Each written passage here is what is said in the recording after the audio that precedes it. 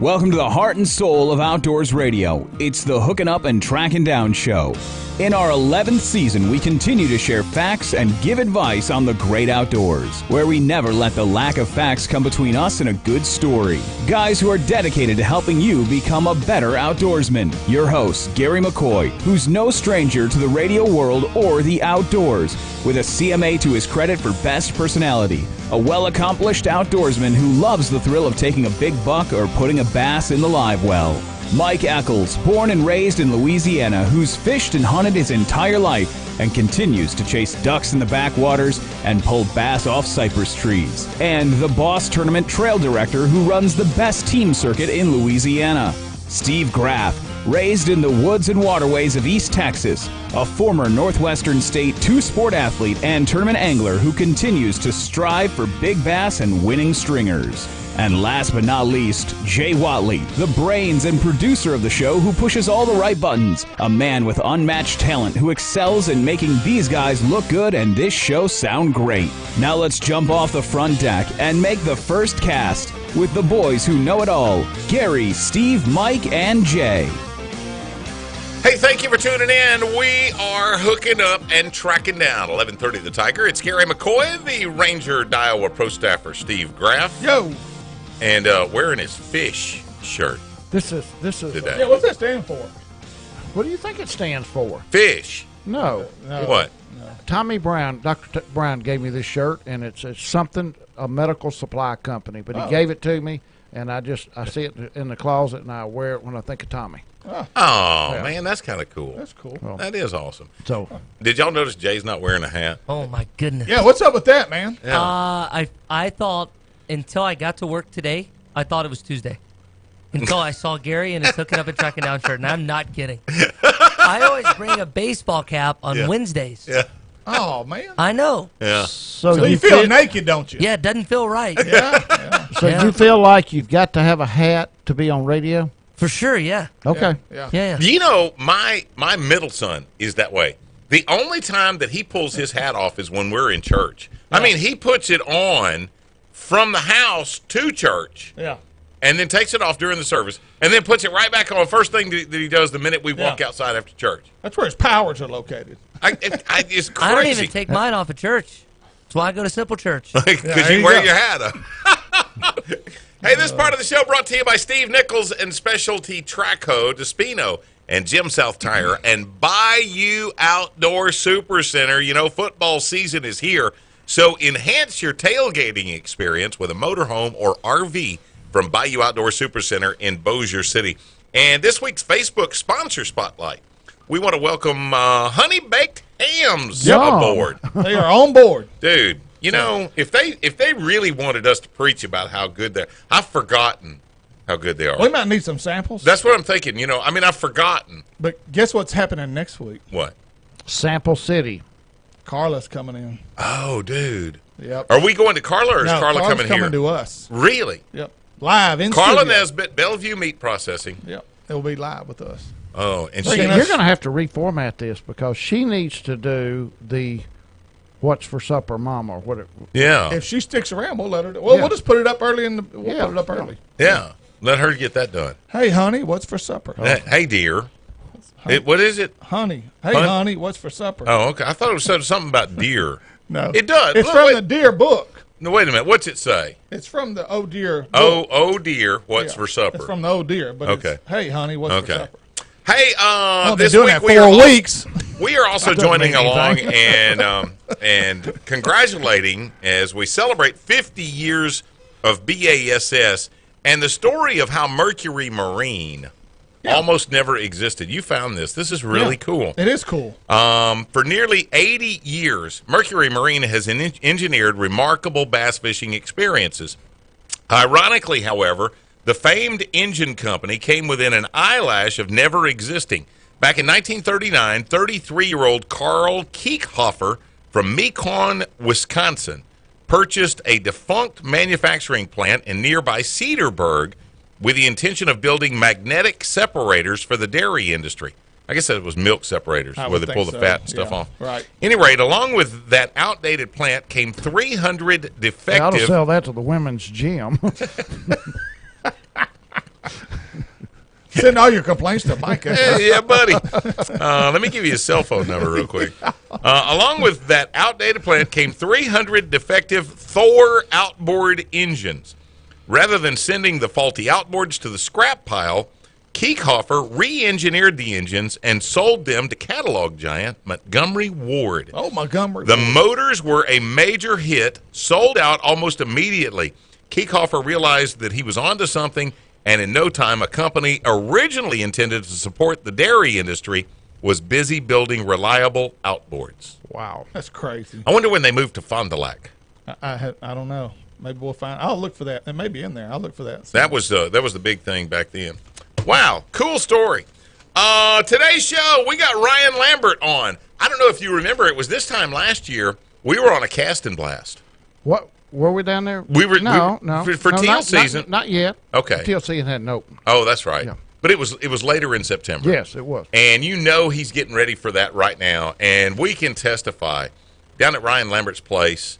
Teal hunting was a little off When last we were year. down there, yeah. But the red fishing was amazing. Yeah, we had a good trip. for Eccles and I. Yeah. Wait a minute. I call fish. Eccles made fun of my fish, but There I is a caught video. There is a video on our Facebook page. You got to see. It's Graff reeling in, I think, the one redfish he caught, and Eccles is showing the net that we use to put our fish in, and then he gets out the minnow net.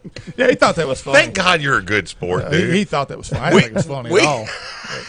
Whatever. But it was hilarious. Wait till you see what I got for the rest of the show. Well, apparently there's some issues that Ryan wants to discuss with us about the Roseau Cane quarantine. What does that mean, Roseau Cane quarantine? They're losing the Roseau cane to erosion and some type of Bug. the bug, Yeah. the cane bug, cane eater. Yeah. And so probably what they have done is probably put a restriction on cutting Exactly. the Roseau cane, and that's what they use to brush their duck blinds. No removing or cutting of Roseau cane from Mississippi all the way to the Sandy River. And let me tell you something.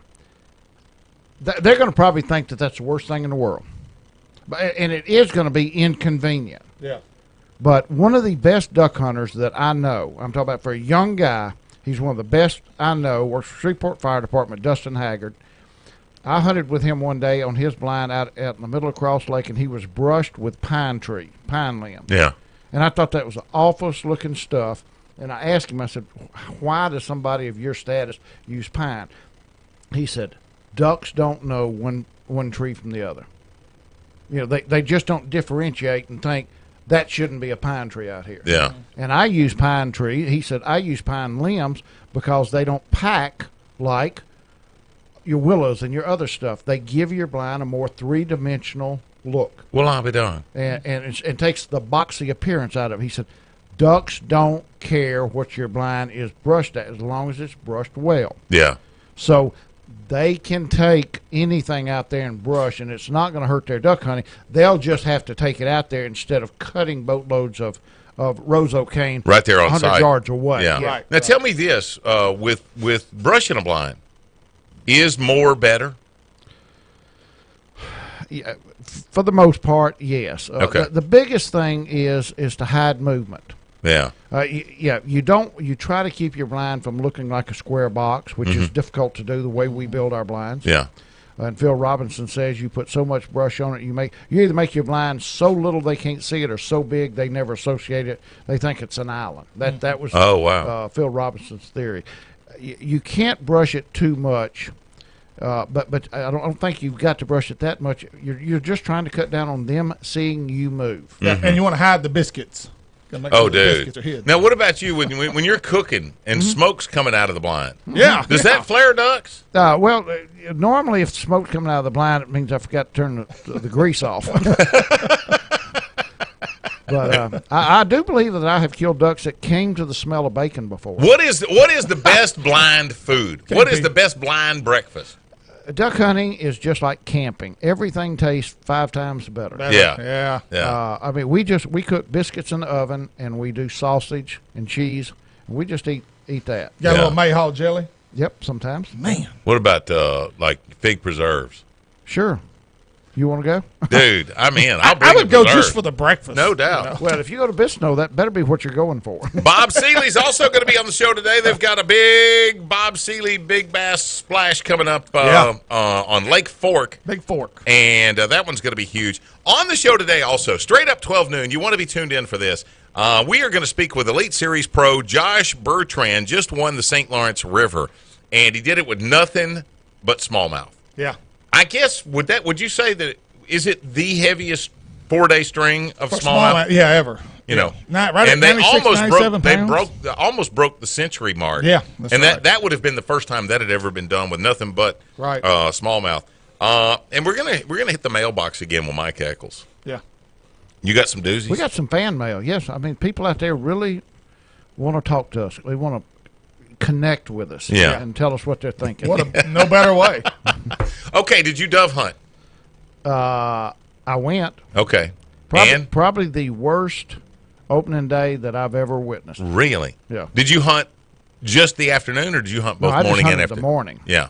And I came in. I had to go to that cooking contest down on the riverfront. Oh, yeah. I went back that afternoon. And I never even took my gun. I just went straight to the beer keg. We didn't kill anything. We had a great shoot Saturday morning. For how long? A good 30 minutes. There was a 30-minute period there. It looked like Argentina. I mean, there were doves coming from every direction. And that was between like 7:45 and 8:15, right along in there. I mean, it was just stupid. Yeah. So many doves. But seriously, after that, we could have eaten lunch and gone to the house and watched football. Let's put it in perspective, though, because I think everybody I've talked to, except Billy Phipps, who went out to Texas, everybody I've talked to said they just had almost no birds. How many people hunted? How many did y'all kill? That morning, there were 1, 2, 3. There were 4 of us. Okay. That hunted that morning. You, Craig, Buddy. Me, Craig, Chris. Buddy, and Chris didn't show up until late. I was telling you. Yeah, right. And then Jordan Bates was there, and I think we killed 30. Yeah. Well, so that's not bad. Yeah, it wasn't bad. Yeah. But I will say this: we were really in high hopes. Man, if it was that good this morning, it's going to be great this afternoon. Well, did the weather shut them down? You think? That's a great question. I don't know. The doves started disappearing about 2 weeks or before the season. People that had a few doves just said they just started getting less and less. Well, you know what's crazy is with that front and with this tropical depression that's brewing right now, we put Buddy's duck blind on Lake Bistineau Monday for Labor Day, and we were thinking that surely we would see some teal out there. Never saw the first teal. Yeah. And I don't know if anybody else, I don't know if Ricky Lee or any of those guys are seeing teal. Jeff Pate might know. Well, the guys I ran into in Oklahoma, we were up at Broken Bow at Beaver's Bend, and I left the cabin and went to the little store there, and there was 3 hunters came out. I said, well, did y'all do any good today? They said, absolutely the worst opening day for us in a long time. Yeah. Because it was cool that morning, too. When I woke up Saturday morning, went on the patio, it was 65 degrees. Well, that would be a factor if you had doves up to season. Yeah, exactly. They just have not been here. Right. So, and I don't know the explanation for that other than Well, sit tight. We are going to talk to Ryan Lambert. This Roseau Cane quarantine is on and will go indefinitely, I'm assuming. Yeah. We'll find out what Ryan's got to say about that. South Louisiana Outfitter. What's the name of his place again? Cajun Fishing Adventures. Cajun Fishing Adventures. We'll check that with him here in just a sec. Hooking up and tracking down 11:30, the Tiger. So I took what I could get. She looked at me with big brown eyes.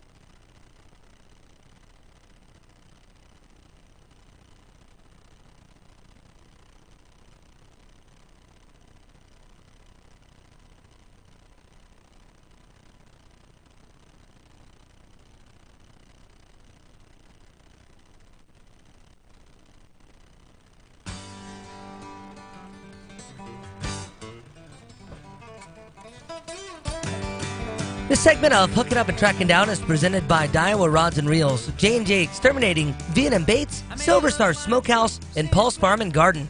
Get ready for deer season with food supplements and mineral blocks from Paul's Farm and Garden, located on North Market Street in Shreveport. Say that one more time. Are you nervous about mineral blocks or something? Yeah, that word just got me there. You know? All these scripts, they're new, they're different. Yeah, today's new. I'm reading them as I'm saying them. Yeah. We are hooking up and tracking down. Gary McCoy, the Ranger Iowa Pro Staffer, Steve Graff, the old muddy, and Mike Eccles is here. Of course, Jay Watley. Jay Like mineral block. That's him. That's our guy. And Ryan Lambert on the phone from Cajun Fishing Adventures in South Louisiana.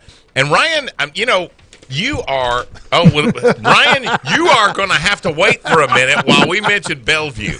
I wish we had a time machine. I'd just have to skip over Ryan. I love him to death, but I'd go to next week because Carla Nesbitt's going to be here from Bellevue Meat Market. Over 20 years of custom meat processing, starting August the 21st, new hours, 8 a.m. to 3 p.m. Tuesday through Friday. Now taking appointments for beef, pork, and processing. Chris and Carla are always looking to make a better product. They've got a great selection of sausage, seasoning, mayhaw jelly, and barbecue sauce. Prepackaged mixes like gumbo, red beans and rice, and jambalaya. They offer great snack sticks, perfect for the duck blind and the deer stand. Bellevue Meat Market. Bellevue Meat is the official processor of Hunters for the Hungry. So go to BellevueMeat.com.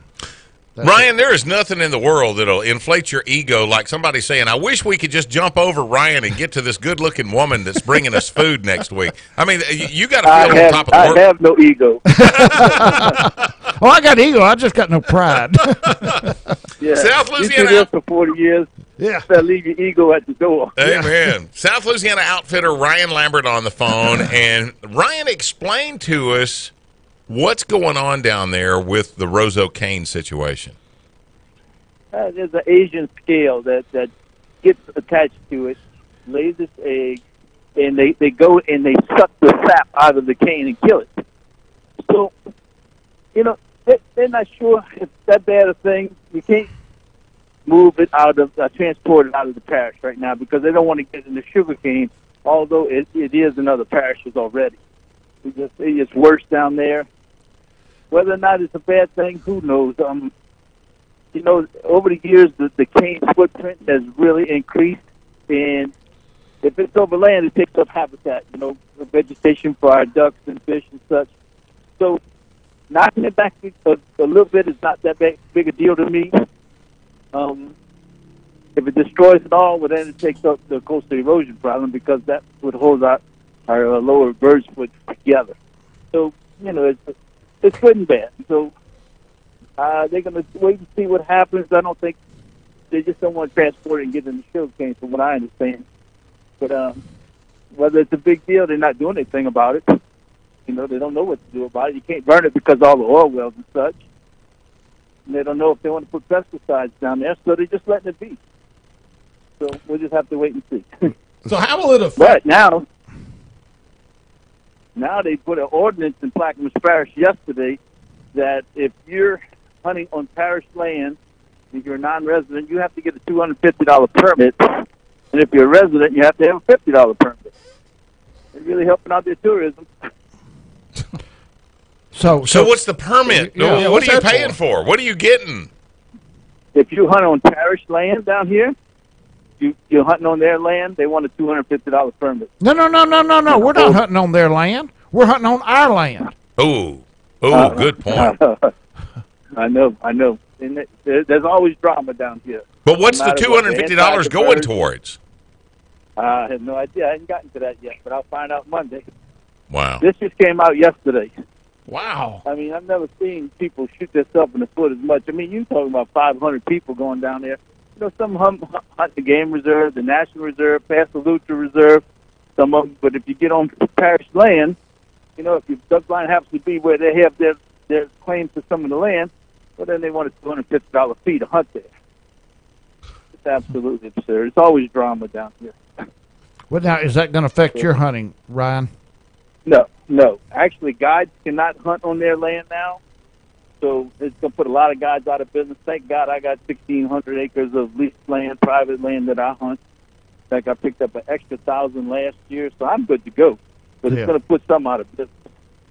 But, you know, if you can't hunt on a game reserve, you can't guide on a game reserve. So if they were using that public land to do it, they're done. Well, ultimately, when you get to the Rose O'Kane situation, if left unchecked, if these whatever this scale is, if it totally annihilates the Rose O'Kane, how are you going to have that's got to have the most negative impact on those waters that anything could have. Well, there's 2 or 3 different species of Rose O'Kane. It's a Phragmite, and the Asian, the European model doesn't seem to be as affected as the regular cane that we have. And I've seen the places where it ate it all the way down to the ground, came back this year. So, Mother Nature's pretty resilient. So we just have to let it play out. I don't think it's going to ease all the way down. It eats from the inside out, so it probably doesn't like the wind or something like that. But we're going to have to wait and see. I mean, no one knows what it's going to do. It's been there for 3 years now. They just made a big deal of it last year. And we'll see. Ryan. I just make my blinds out of CDAs and the wax myrtle. Ryan, Gary asked a good question. We were off the air before we came on with you. Can you plant Rose O'Kane? Can you go out and that be a restoration project for somebody?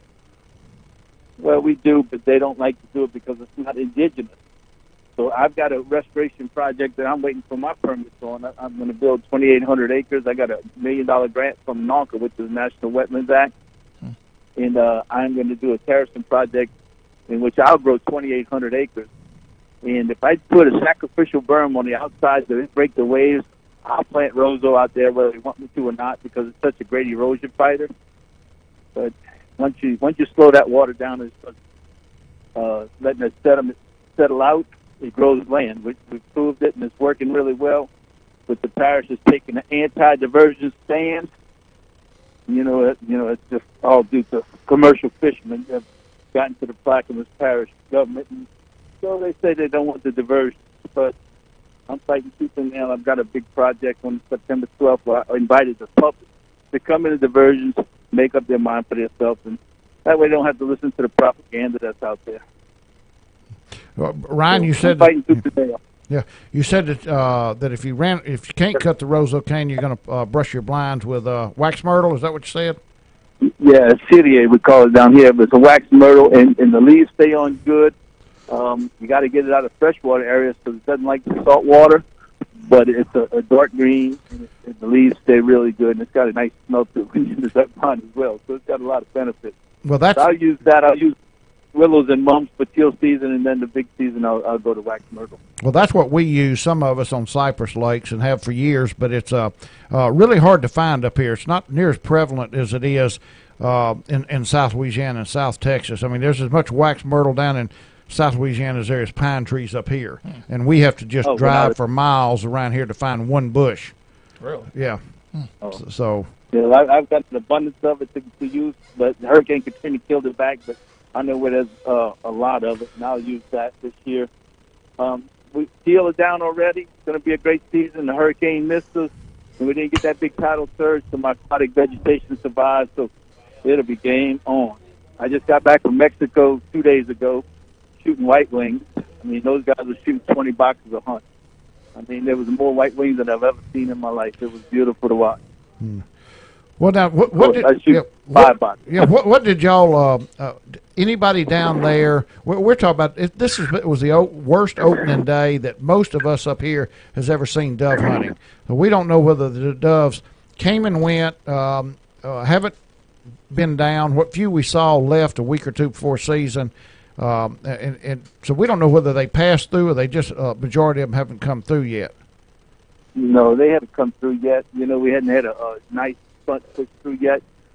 Everybody that I talked to in the state had mediocre at best hunts. I had one group killed 194. They usually kill about 500, and the rest of the groups had to scratch to get a couple of limits out of the whole group. Now I shot some some morning doves in Mexico, but not that many. The white wings were millions.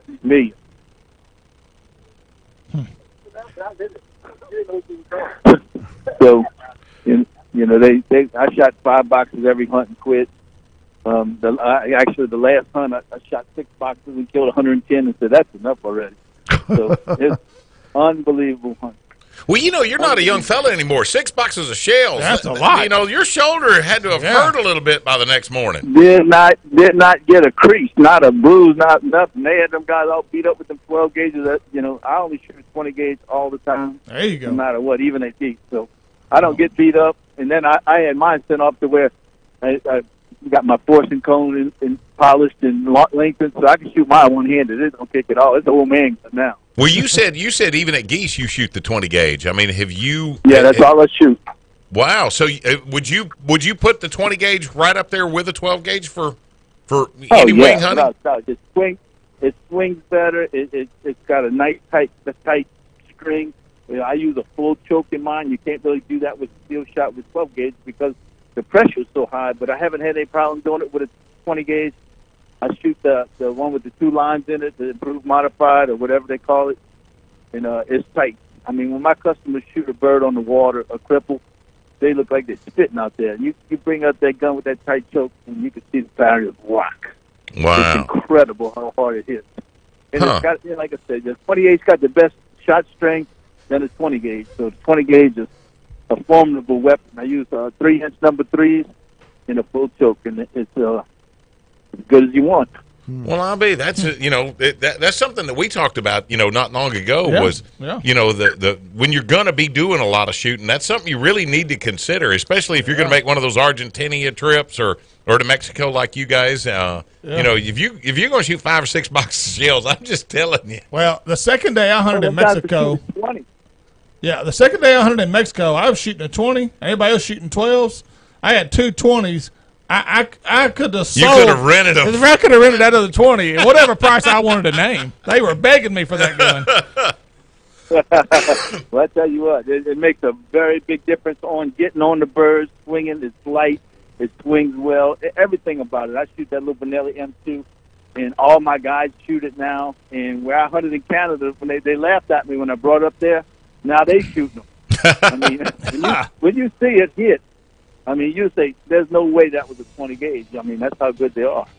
Yeah. So, well, Ryan, number 3 shot. Yeah, Ryan. As far as Cajun fishing adventure goes, how's the fishing down there right now, and what do you expect this fall? The bull reds are incredible. You know, we've had a great run. You can get into school and catch them 2-3 at a time, and they're big. We turn those loose. I've been doing a lot of sight fishing in the aquatic vegetation for reds. Trout have been iffy all over the state. I think the oil spill really hurt him, and I think the winter hurt him a little bit last year. But everything comes in 1st of October. I think we're going to get a big rise in the river because we have all those floods in Minnesota, Wisconsin, plus this hurricanes going right up through the Mississippi Valley. So it's going to be a lot of red fishing, I think. That's awesome. What's the river level now down around Venice? It's 4.6. Okay. And that really helped us with that little storm surge. And it's going to drop to 3.6 by the end of this month. But I think we're going to have a rise coming because there's floods all through the Mississippi Valley right now. Well, you know, used to in November, the river would fall to like 1 or 2 feet. And that was when the bass fishing was just awesome out of Venice. Man. So we probably won't see that this year. year. The bass fishing is awesome right now. They're catching 100 bass a day, no problem. You know, go down river and you can catch those, and we simultaneously catching reds and bass right now. I did a show, I guess 3 weeks ago Sunday. The wind was blowing 30 out the west, and I did that flat splash TV from Florida. We caught over 100 redfish on chatterbaits and spoons with a 30-mile-an-hour wind. Wow. I mean, when that tide starts falling, it makes for a fun day. That does not suck. Ryan Lambert from No. Cajun Fishing Adventures, brother. Thank you, and keep us posted on this Rose O'Kane situation. We'll do. And you know, the coastal restoration thing is even more important. But we'll keep y'all up to date, and hopefully, if we get a date in sometime in September, I can let y'all slide down here and shoot a seal with. Amen. We're in. Heck yeah. Thank you, brother. We appreciate you so much. Sit tight. Bob Seeley is on the way. We're going to talk about the big event coming up on Lake Fork. It's an opportunity to win like the pros. Hook it up and track it down. 11:30, the Tiger.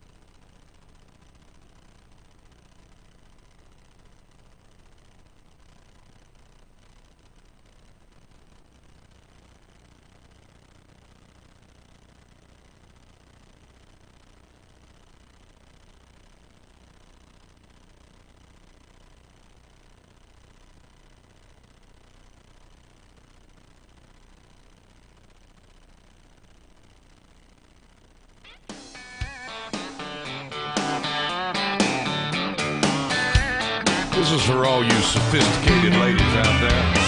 The Hook It Up and Track It Down show thanks you for tuning us in today. This segment presented by Cypress Knee Outdoors, Nichols Department Stores, Bellevue Meat Processing, and Candyman Pet Lodge, offering grooming, bathing, and one-on-one dog training. Candyman Pet Lodge is the only place for man's best friend.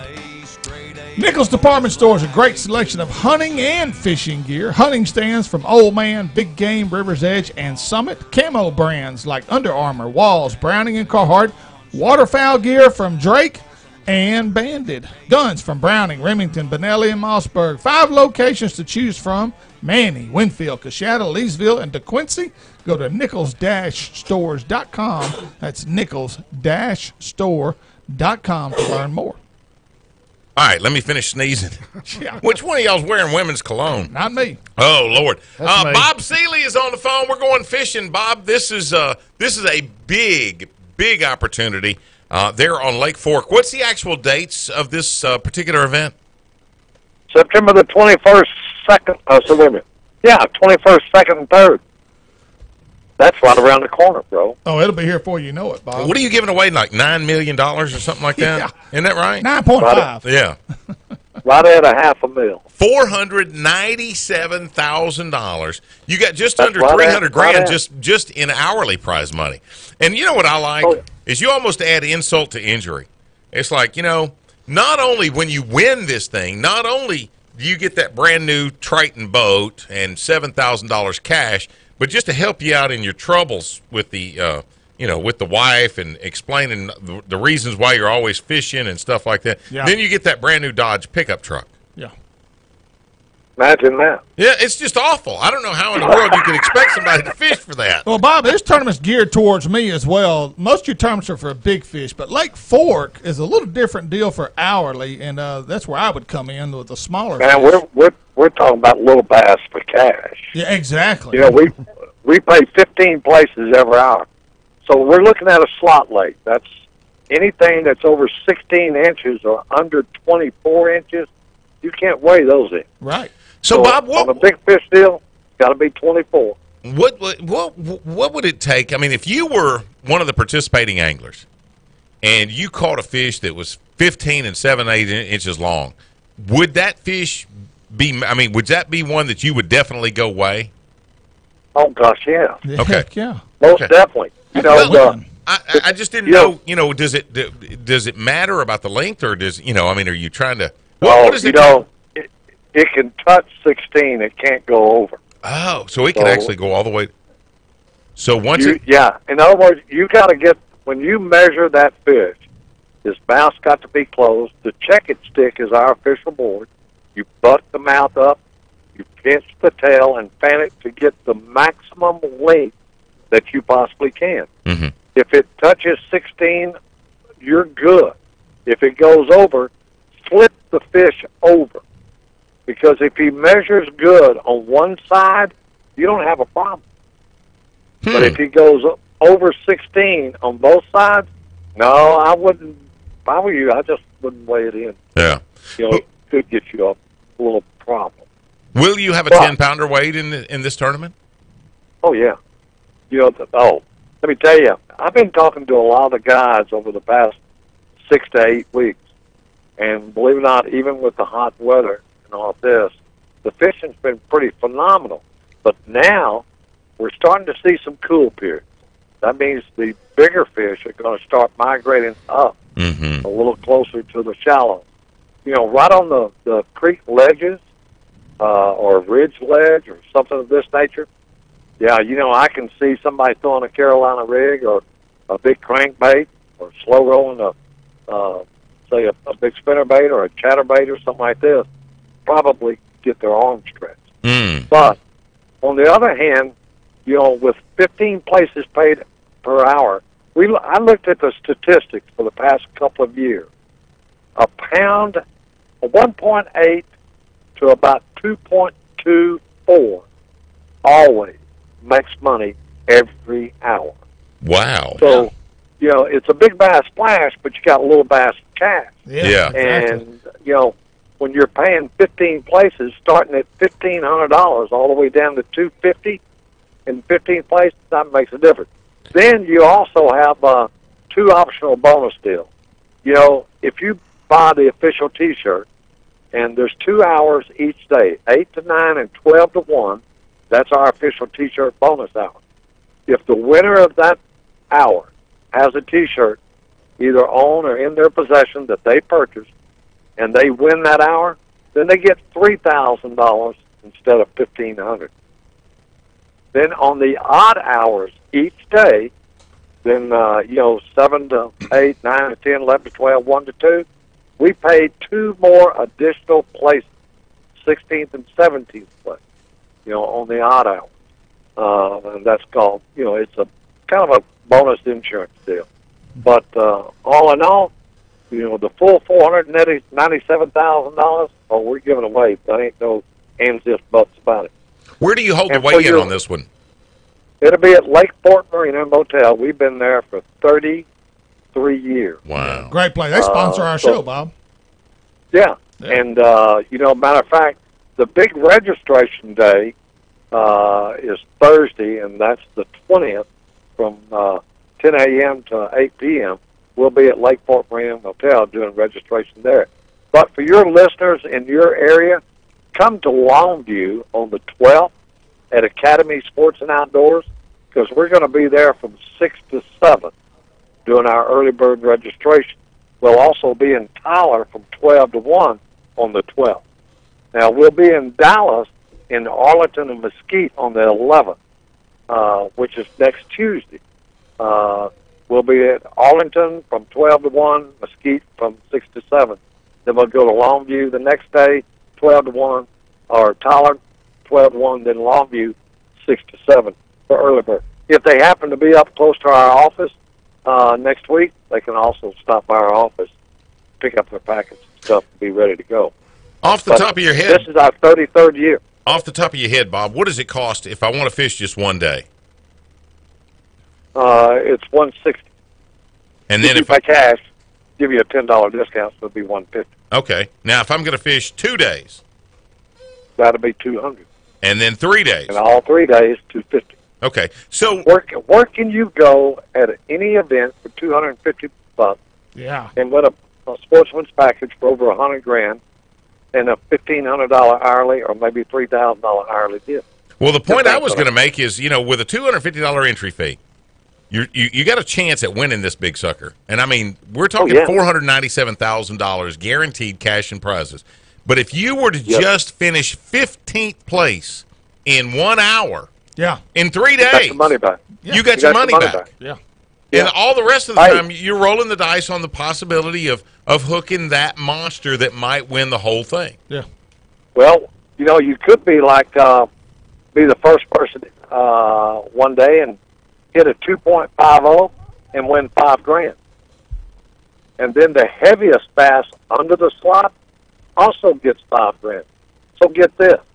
What if you caught a 2.50, the very first one, it was also the heaviest bass of the 3 days under the slot, and you won an hourly and they had a T-shirt with that 2.50, you're looking at $13,500 for a 2.5 pound. See, this tournament's geared for me. I'm telling you. This is the Steve Graff open. Yeah. Yeah. Hey, let me touch base on one thing. First of all, go to our website. It's Sealy Outdoors. That's SEALY outdoors.com. They can enter online right now. Early bird registration is still going on. Or they can call us toll free at 888-698-2591. That's 888-698-2591. One more thing. Don't forget, next year at Rayburn, which is the 26th, 7th, and 8th of April, 2019, I'm doing the largest guarantee that has ever been done in big bass tournament history. $1.2 million. One fish will win a prize package deal of $300,000 for one fish. Wow. Probably not going to be one of those Steve Caliber class fish. Did I get your attention? Yes, sir. $300K for one fish, one cast. And the hourlies start at $5,000. Wow. Holy cow. Oh, yeah. Wow. We'll talk a lot more about that. But, and then, our last event this year is coming up the third weekend in October. That's the 21st. That's our Rayburn Big Bass Splash Fall Shootout. So, we just go to the website, Sigley Outdoors. You can get all the information you need and listen to y'all. Hey, Bob, tell me something. In the tournament, how many hourly weigh-ins will all the money be given to unders? Oh, this is a good question. Good guess. Okay, last year, I looked on there, we had 16 over, period, in 3 days. Everything else was all under. So, but if this those year, I'm going to say at least 12 of the fish that win this year are going to be over. It depends on the weather. If it cools down a little bit more between now and the next couple of weeks, the fishing activity is really going to get good. But if not, that means that little bass deal is really going to cash in. Mm-hmm. So we'll probably see some hourlies won with a fish 16 inches or under. Okay, if I want to get registered, obviously I could go to Longview here on which day did you say? The 20th? That'll be the 12th. That'll be the 12th. Okay. That's Wednesday of next week, 1 week from today, from 6 to 7 at Academy Sports and Outdoors. And then on the 20th, you're going to be right there at Lake Fork Marina from 10 Lake a.m. until Fork 8 Marina. p.m. Oh, yes, sir. You bet. And we can get We'll registered. Oh, yeah, they'll be signed up. Once you register and get your packet and your tournament ID card, you're in and done. That means all you got to do is show up and fish. But we also do registrations the morning of each day as well, starting at 5 a.m. So, there's plenty of time to get registered, plenty of time to get in. Bob, a quick question for you, Bob. When you commit to weighing in on an hour, how much time do you really lose as an angler? Probably hour and a half, 2 hours. Oh, no. Actually, we try to get people to plan their strategy to really weigh in the latter part of the hour because I don't want to keep them there any more than I have to. Right. If they are in the top 15 spot and that hour is over, they're unofficially one of the winners. Then we do boat checks, and we do random polygraphs. If you get for a polygraph, and you're chosen for that, then you and your prospective partner are going to have to stay so that polygraph exam is completed. It takes about 15 minutes to get that polygraph exactly done. So let's say that you weighed in a quarter before, 15 minutes before the hour is over, and you get picked for, you're unofficially one of the winners, and you get picked for the polygraph. By 20 minutes after the next hour, you'll be signed off and going out. Back out. Fishing. Oh, wow. Yeah. So it costs Now you less can than 45 have minutes? 3 fish. No, now you can have 3 fish in your possession, but you can only, and that's per person, but you can only weigh 1 in per hour. If you have another fish for the following hour that you want to weigh in, and you're there, say the hour's over and you're one of the top 15 of that hour, they will, and you want to go ahead and weigh your next fish in immediately, then they'll go ahead and let you go get your fish, come back, weigh that fish in, then you go ahead and finish your boat check and stuff at that time. But if you're still in the top 15, then you'll remain the remaining part of the next hour. So you either get bumped out or you get to do it again. Thank you, Brother Bob. Thank you, Bob. SealyOutdoors.com. S-E-A-L-E-Y. No, Outdoors. S-E-A-L-Y. Excuse me, S-E-A-L-Y, outdoors.com. I'm trying to get everybody all to see. You're paying Hey, attention Gary, now. how long we been knowing each other? At least 30 years, brother. S-E-A-L-Y, outdoors.com. Hey, don't forget to listen to Tracking Up and Hook 'em Up or Track 'em Down. That's You like Gary is a spelling. These guys have got so much BS. Hey, man. Y'all have a lovely day. Thank you, Bob. And Thank you. that couldn't come from anybody better than Mr. BS, Bob Sealy. Hook it up, track it down, 11:30, The Tiger. Saw a sign on the church that said a fish fry.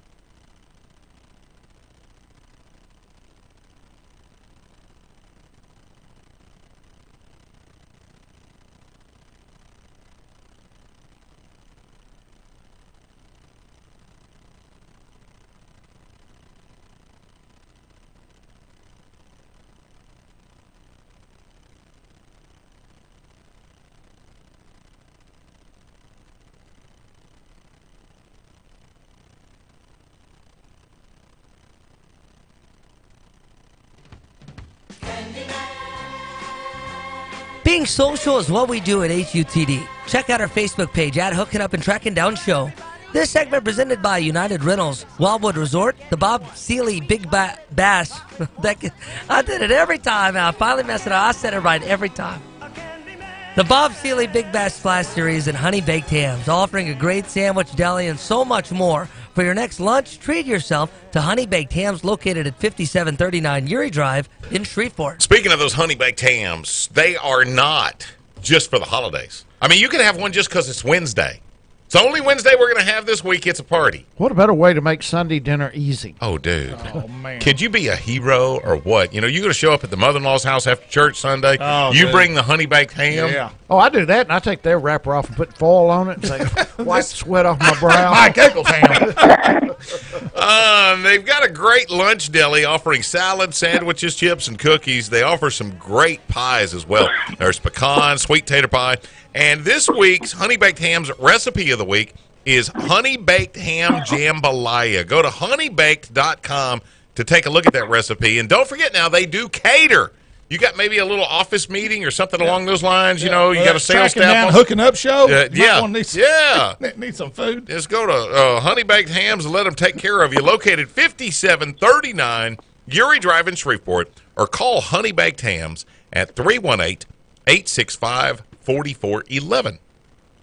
Wayne, were you with us? I am. Are you surviving? Sound like you was choking. Busy He guy. got a mouthful of honey baked ham. I wish. I've been dealing with human behavior rather than dog behavior for the last dude. couple of hours. Yeah, you're in for a day if you're doing that. Wayne Neeson is the owner and trainer of Candyman Pet Lodge, and we're talking puppy behavior today. Modification. Are there expectations that you can put even on a 2-month-old puppy? Well, first thing I want to do, I want to congratulate Mike for doing what he's doing with his dog. That's pretty outstanding. And I didn't know that Mike could train anything, but that's pretty impressive, Mike. I've got cards made up. I'm going into the business. Listen, come on, buddy. You're doing a good job on yours. Where you say it, of course, I'll have to come over and look at you. People tell me, now, Wayne, I've got my dog Force Fetch. Come over and can I come over to your house and let me show you what I've done? And they'll come over there and they'll show me, and I'll say, no. You don't have it done. No. No. But I tell everybody about puppies. I told a guy a few minutes ago, he called about it, a couple hours ago, called about an 8-week-old puppy, a golden doodle. And as you know, that's the combination of a golden retriever and a poodle dog, which, if you're going to mix them, that's a good mix to have for a pet. But at any rate, he called and he said, when should I start training? I said, and he was 8 weeks old, and I said, now, right now, because you don't want the dog to form bad habits.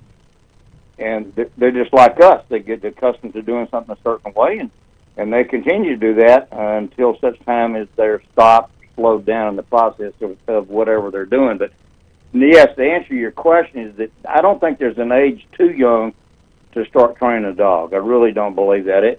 At one time, many years ago, I had trainers tell me, well, I wait until they're 2 years old.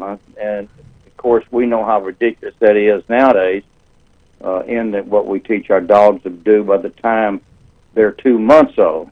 But that was the thought process at that particular time. Now we know that we teach by attrition when they're very young, and that to us is the way to do it. But let me establish a scenario for you real quick, Wayne. Wayne Neeson from Candyman Pet Lodge. You've got a puppy that has just been weaned. You've just brought this dog home. You got him from the breeder, and you've decided that you want to crate this puppy at night. It's going to be like in the mudroom at the house, and the puppy starts whining. And obviously and I mean all night long. Yeah. Do you get up and go to that dog, or do you just let them continue to howl? How do you train past that? Well, the school of thought is that you let them whine it out. I think preparation is more important than anything. I think to begin with, of course, you want to get a puppy at 49 days is what the general thought process is, to wean it from the, and of course I've had them at 6 weeks to 9 weeks, and I think it works out either way, but I would make sure that I pick my puppy up in the morning, because I want a full day with that puppy before I put that puppy to bed at night. And the reason why is because I want to feed that puppy in that air crate, in the kennel. And I want it to feel like home, and I'm going to put something that smells not like Mike, like me, into that kennel, into that crate, so that they get used to that smell. And I have put things like clocks in there underneath all that cover that fit and give emotion during that day, that particular day. So at nighttime when they go in there, they're not quite as let us say, upset about the condition, since they've been just separated from their litter. Mm-hmm. And of course, backing up on that, there's another scenario to that. Someone that raised a litter and has been doing this for some time, whether they do it for a living or whether they do it because it's just two fine dogs they bred, they take the puppies and they separate from their mama when they're 3 weeks, 3.5 weeks old. And then when those puppies get to be 5 or 6 weeks old, they start separating the puppies from one another. So by the time you get that puppy at 7 or 8 weeks, that puppy's accustomed a bit to being away from its litter mate. So, preparation is very, very important. And don't get that puppy, pick that puppy up at nighttime, bring it home, throw it in a crate, and expect it not to holler all night. Mm-hmm. Now, having said all the above, what do I do for my own puppy? Let's just say, for example, that I get a new Labrador puppy, and most folks know that I train labs and compete in field trials with them. But I will take that puppy home. I'll feed it in that crate. But that night, guess who that puppy sleeps with? He's in your room. Sleeps with me. Yeah. Either sleeps in my bed or sleeps in my room in that crate. If it sleeps in the crate next to my bed, I got where I can reach over, and when it starts hollering, I'll pat that crate, let them know that I I'm bet here. you're not patting it. Well, not exactly. that would be a stretch of the truth. Yeah. But the point being is that to let that puppy know that it's not alone. Yeah.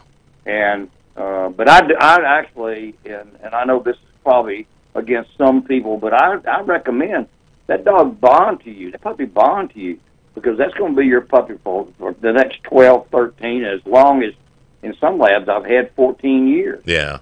So I can see that. That's going to be a bond, without a doubt.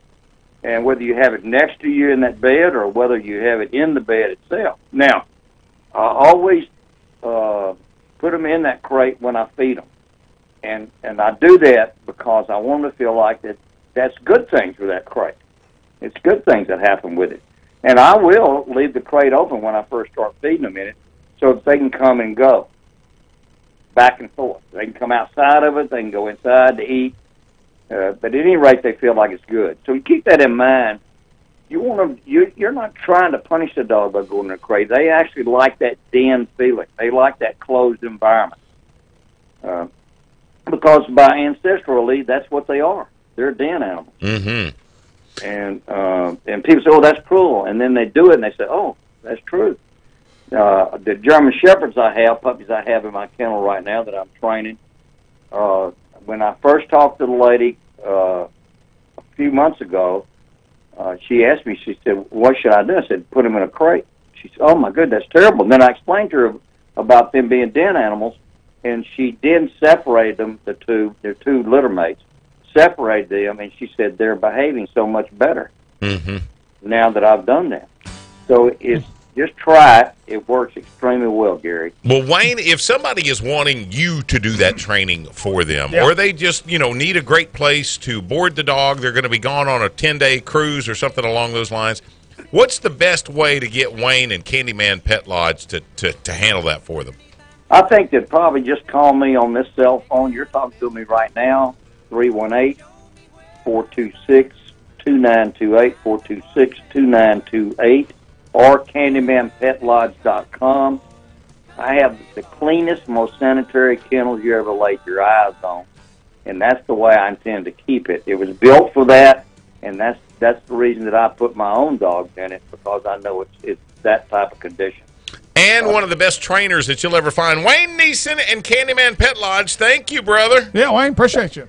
Y'all have a good day. All right. Sit tight. We're going to talk to Elite Series Pro Josh Bertrand. I wonder if his feet have hit the ground yet. Hey, he just cashed in he's big on time. cloud nine. Oh, man. Just won the St. Lawrence River with nothing but smallmouth. A huge, huge event, and he came out on top. We'll see what's happening with Josh here in just a minute. Hooking up and tracking down, 11:30, the Tiger.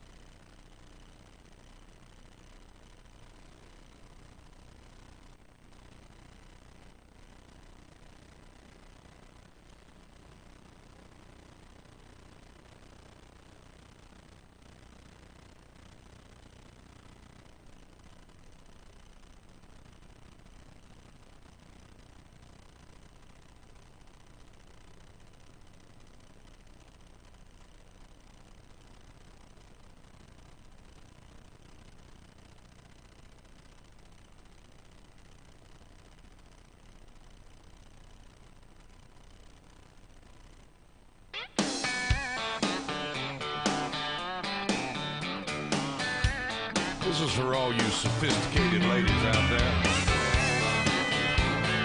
All right, how about another hour of the best outdoor show on the radio? It's the Hooking Up and Tracking Down show. This segment presented by Ranger Boats, Despino and Jim's Big South Tire, the Red River Waterway Commission, and Rio Ammunition, the cleanest burning shells on the market today. Once again, here's Gary, Steve, and Mike.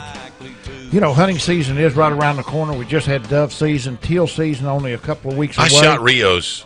Did you? I shot Rios Saturday afternoon. Jordan Bates gave me some. Sweet. They are. They are. Just sweet. We are so happy to have Rio Ammunition as a sponsor for Hooking Up and Tracking Down. They were established in 1896. I didn't realize they'd been around that long. Focused on innovation and product development, Rio specializes in sporting and hunting shotgun shells. Now running a new state-of-the-art factory right across the border in Marshall, Texas.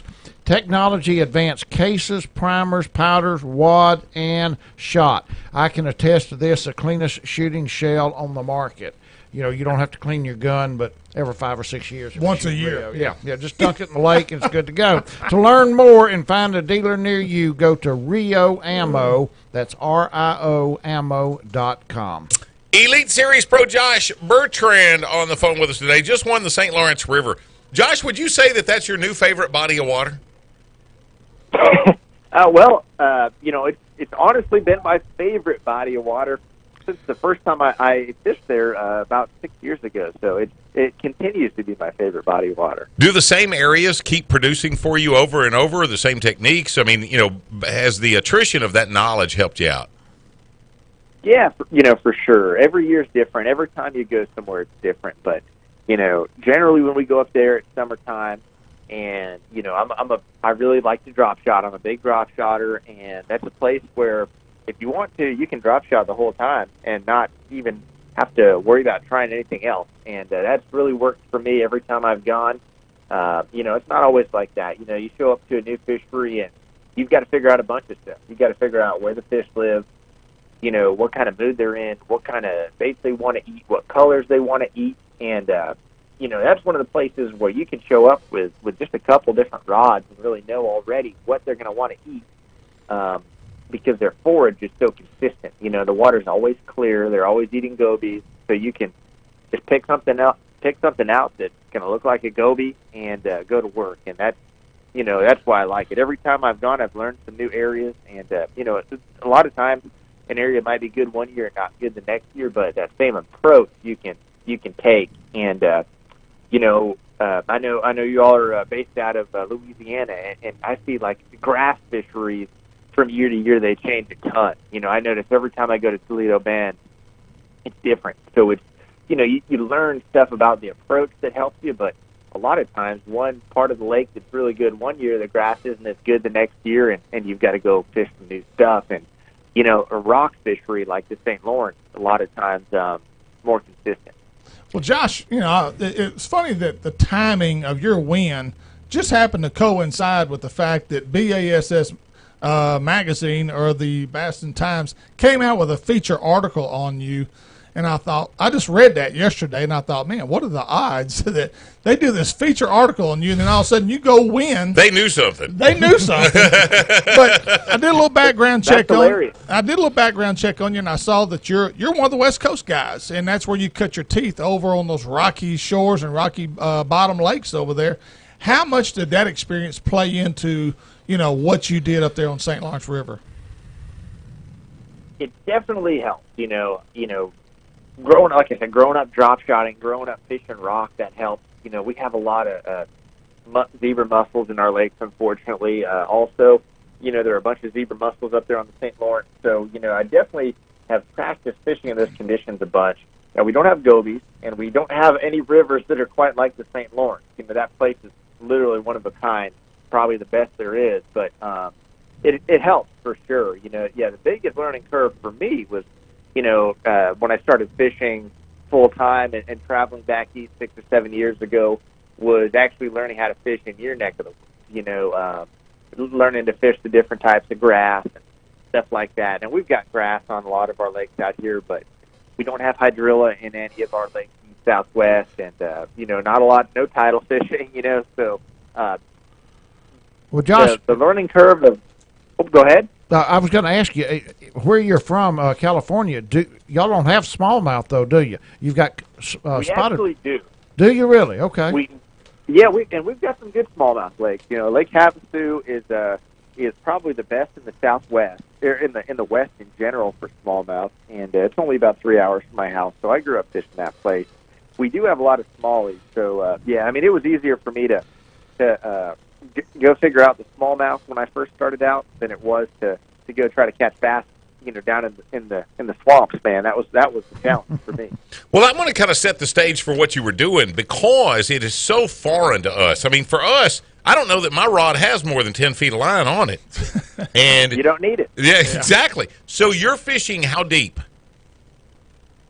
So last week, I was fishing 25 to 40 feet. Now, some guys fished even deeper. I know some guys that did really well fishing 40 to 50 feet, and I'm all about doing that when I need to. But the stuff I found wasn't quite that deep, and I was fishing vertical a lot. So when you're fishing with that, there's a very heavy current in that river, and when you're fishing that deep, you can't have a big bow in your line. So it's really difficult to be casting with the current trying to sweep your line. It was really important for me to fish vertical and try to keep my bait and my weight straight under the boat and keep that bow out of the line. So when I would feel a bite, when I would get a bite, I would actually be able to feel it. Mm-hmm. So now, with that said, how big a line are we talking about here? I use the 8-pound test. I like usually a braided line or a super line on my spinning rods for the main line, and I use a fluorocarbon leader. So I use 8-pound Berkeley Nanofield main line, and then tied an 8-pound trilene fluorocarbon leader. 8-pound test, and it was about a 6 to 8 foot long leader. And from what I read, it looks to me like Berkeley's new flatworm not only worked well for you, but for a couple of the other anglers as well. Is that something that, could you have found something else that they would have bit as well? Oh, I'm sure they would bit some other stuff, but I had a lot of confidence in that flatworm. I had used it at Oahe the month before and had a top 10, catching smallmouth on it there. And I know there's something about smallmouth and largemouth. I believe in scent too, but there's something about those smallmouth where they just go absolutely nuts for scent, and that max scent as well as gulp. They're just killers on smallmouth. That's all I've ever really used for those northern smallmouth, and it's worked really well. And I was fishing around a lot of other boats and stuff, so the fish were starting to get pressured, and they'd want to short strike your bait and maybe pull it off the hook and not get the whole thing. So for me, using a bait that had a lot of scent, like the max scent, I felt like gave me a little bit better chance when they'd bite it that they would actually hold on to it. Now, guys caught them on a variety of stuff, anything that looked like a goby, but you saw how tight the weights were. So having something that even if it helped me catch one extra fish a day, one less fish that would short strike the bait, I mean, that adds up big time in the end. Josh, is a smallmouth not as smart as a largemouth? I mean, you see these incredible catches and weights when y'all travel to these smallmouth lakes. Way more fish caught on largemouth lakes for the most part. Is a smallmouth not as smart as a largemouth, or are these lakes where they're just so vast and there's so many places kind of untapped that they're not pressured? You're not fishing for fish that have already been caught 2 or 3 times in their life. Yeah, that's a really good question. So yeah, I think thank you. We see these big crazy catches, and yeah, I mean those fish up there are not educated. I mean they don't get fished for. They're huge bodies of water. There aren't as many bass anglers up there. So I mean, yeah, a lot of times you may be putting your bait in front of a 4 or 5 pounder that has never seen a bait. That's pretty awesome. And their smallmouths are just crazy up there, but they're still affected by, like, it's just crazy to see just the pressure we had that week, and then, just the difference in the date. So we had a couple prefrontal days where they bit like crazy and they bite really well, and then a postfrontal day or two where you get back and talk to all your buddies and everyone missed more fish than they caught. And that just goes to show how much that fish can still be affected by things. But overall, I can't say that they're not as smart because, going back to where I live, in the Southwest, Lake Havasu, those fish get a lot of pressure. And those are some extremely smart smallmouth. When the Alabama rig came out, you guys know how well that thing worked all across the country. Mm-hmm. And Lake Havasu is a heavily pressured lake, and you could not catch, this right when it came out, I mean, you could catch a bass in a bathtub on an Alabama rig when it first came out. And on Lake Havasu, you could not catch a smallmouth on it, but you get followers all day long. I mean, they would follow it, but they knew that those metal wires, and those 5 baits with hooks sticking out of them, they're not real. It got their attention, but those are some smart fish. So I'd say it all depends on the situation. But overall, I mean, yeah, if you're going to unpressured smallmouth fishery, you're fishing for some dumb fish. I'll bet you that less than 1% of the people watching us on television right now or listening to the show have ever caught a 5-pound smallmouth. Yeah. And you had a couple that approached 6, did you not? Yeah, if they went up to St. Lawrence and fished for a week, that would change, I'm sure, because that place has got a lot of, and it's a special thing. I mean, yeah, depending on where you live in the country, you may never have an opportunity to catch one unless you go somewhere like that. Well, the point I was wanting to make is you had a couple of those fish that were close to 6 pounds. We don't know how to relate that. Catching, a 3-pound smallmouth. I had one went almost 4 on Bull Shoals a number of years ago, which was huge to me. But compare how big of a largemouth would you have to hook to give you the thrill of a 6-pound smallmouth? Yeah, all relative to where you're fishing. But if you just take smallmouth as a whole, I'd say a 6-pound largemouth is like catching a 10-pound largemouth. It's about that rare. I've caught, probably a comparable amount of 8 to 10-pound largemouth as I've caught 5 to 6 pound smallmouth in my life. And yeah, if you're a guy that lives in the Northeast and fishes Lake Ontario, Lake Erie, St. Lawrence River all the time, you're going to have caught a bunch of 5 and 6 pound smallmouth. But yeah, I mean, if you go down to the Ozarks where the smallmouth are very common, but they, a 4-pounder is a huge one, so, and the 6-pounders do exist. They exist here in Arizona, but they're rare. But yeah, I'd say, it just, for like on the Bassmaster lunker page that I've been looking at since I was 12 years old in the back of the magazine, the big, I think you need a 10-pound largemouth to make the page, and you need a 6-pound smallmouth. So that might be a fair comparison. Wow. Now, Josh, on your electronics, you got Lowrance, you got Humminbird. You're a Garmin guy.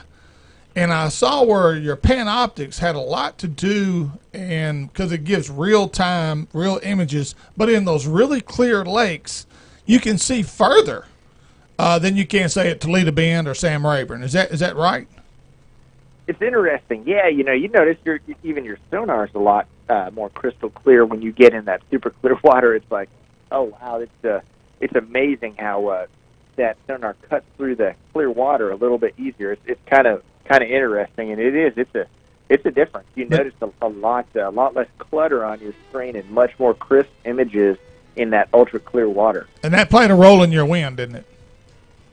Yeah, sonar I used a bunch looking down, but the Panoptics was sweet because, it allows you to see things before you get over them. You can see them either in front of the boat or behind the boat. Right. So it allows you to look ahead and see what you're about to come up to. So if you happen to see a rock pile or a drop-off or a fish, you can prepare yourself to have your bait in the strike zone before you see it. Whereas if you were just relying on sonar, you see that image, you see that fish, you see that rock pile, but sometimes it's too late because by the time you see it, that fish is already on the move or your boat's moved beyond the fish, and it's hard to make that presentation. So, yes, you can see something 50 feet out. You can have your bait down onto that fish before your boat even gets to it. So it's a big advantage. I tell you what, Josh, if you don't mind, we're going to get you to sit tight with us just a sec because we want to kind of take this a little bit further and open up the expansion here and talk to you about bass fishing's future. You got a second to hang with us for that? You bet, absolutely, for sure. Elite Series Pro Josh Bertrand just won the St. Lawrence River. We're going to find out his thoughts on the future of bass fishing and what's threatening that. That's next. Hooking up and tracking down. 11:30, The Tiger.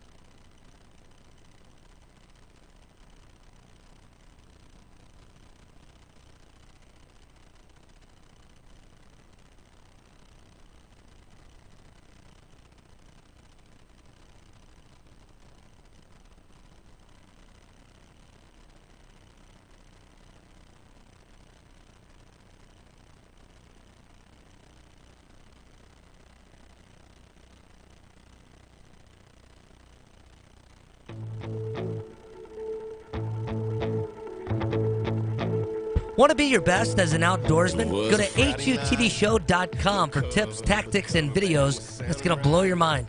This segment presented by Daiwa Rods and Reels, Bayou Outdoor Supercenter, and Cigar Fishing Line. Spool all your reels with the best fishing line money can buy. Tough, durable, and sensitive describe some of the qualities of Cigar Fishing Line. Here's a quick message from Candyman Pet Lodge. A first-class kennel owner Wayne Neeson offers both inside and outside facilities. One-on-one dog training is available. I had Wayne on earlier today and described some of the training methods he uses. Grooming and bathing is also available. Special place for a man's best friend. If you got a trip coming up, you need a place to leave your dog. No better place than Candyman Pet Lodge. Located west of Greenwood, Louisiana. Call 903-766-DOGS. And on the phone with us, Josh Bertrand, Elite Series Pro Josh Bertrand, just won the St. Lawrence River, and this wasn't just a win. I mean, this was like a slugfest. Yeah. Because you weighed nothing but smallmouth. And there were a lot of people, as we were watching the Bass Live, there was a lot of people thinking that you very well might be the first person to ever cross the century mark with over 100 pounds and nothing but smallmouth. And literally, I mean, your daily weights were huge, Josh. Yeah.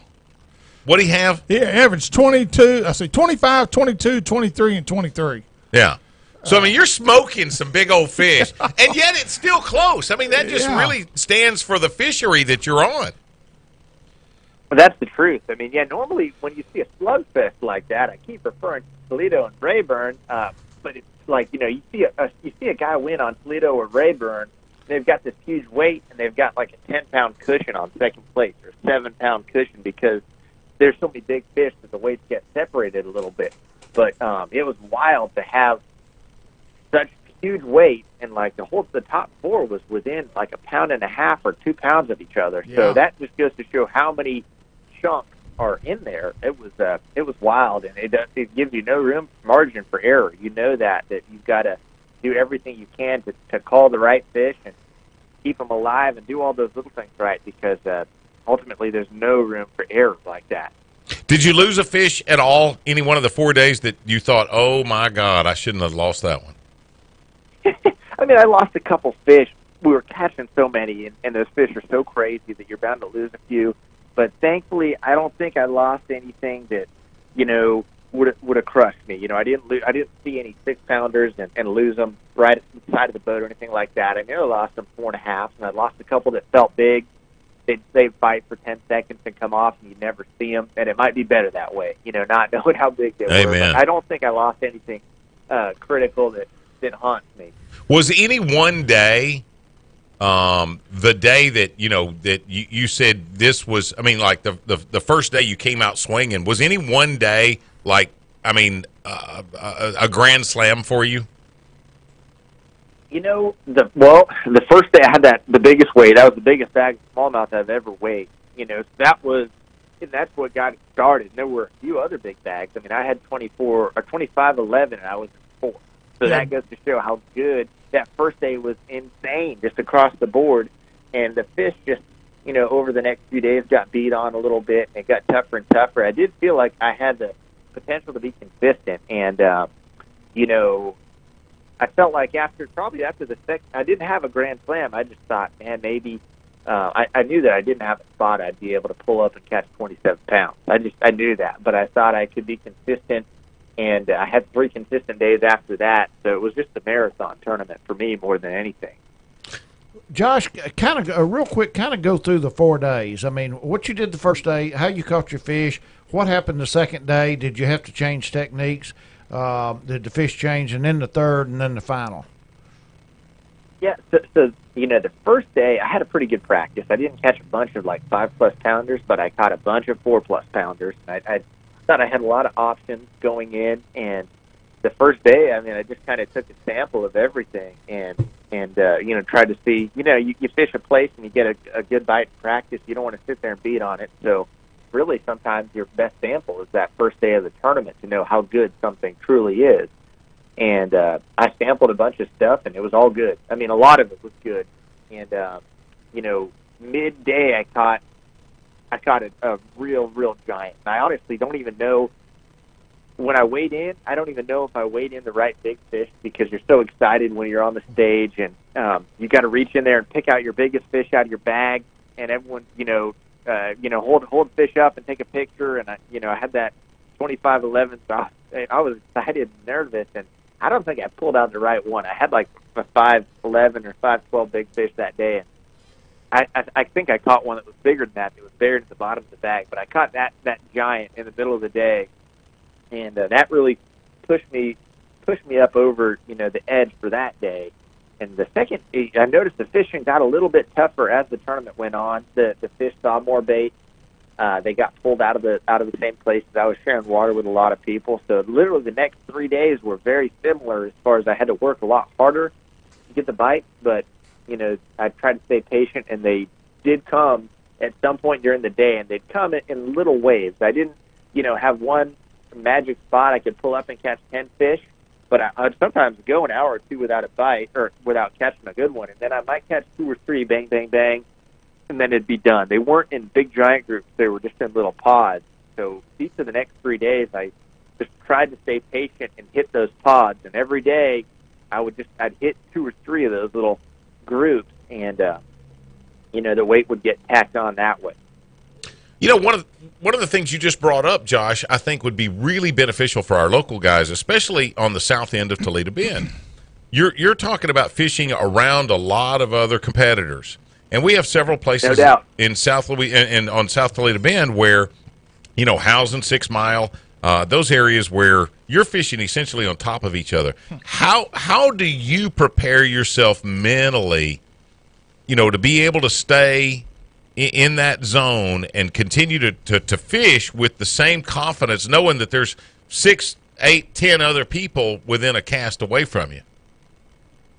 Yeah, that's always tough. I mean, it's one of the biggest challenges, and I've seen it when I've gone to that fishery. I mean, it gets some of the most pressure out of any fishery I've ever been to, especially that part of the lake. And first off, you have to go in with the right mindset that even though you find something really good in pre-fish or whatever, there's a legitimate chance you may never get to make a cast on it. So it's important to not when you're pre-fishing and it's 10 o'clock on Friday, you find the mother lode. Well, you need to go find more mother loads. You can't just put it on the trailer and call it good because there's a good chance you might not be able to fish on it. So just going in with that expectation that hey, it'd be great if I can fish this, but there's a decent chance I won't be able to, and try to find more stuff in the area. Find a lot of little sweet spots, or find as many little sweet spots as you can that are within range of that one spot. You don't want to have to run 20 miles to go to your second best spot. If you find something really good, it's just nice to find other stuff within a couple miles. And that way, you can, if a boat's sitting on your best spot, you can go fish the other stuff and be able to check on it throughout the day and maybe have a chance to jump in and get on it. So just trying to, have the right approach and something. It's one of the toughest thing. There are tournaments where it gets me down because it can be a challenge. But just trying to find more stuff in the area and go in with reasonable expectations. Also finding the spot on the spot. Really, if you do find them and you're going to have a lot of boats around, it's funny how that is. There might be 10 boats on a spot, but only one might really be catching them because they're on the spot. So really trying to dial down, figure out what exactly is it. Is there one thicker clump of grass right here? Is there a bare spot right here? What is it that makes that's holding them? What's that exact 10-foot spot that I need to know of? Because if you're off by 100 yards or 100 feet, that could be everything. Well, in that particular situation, which would be more important to you, location or presentation?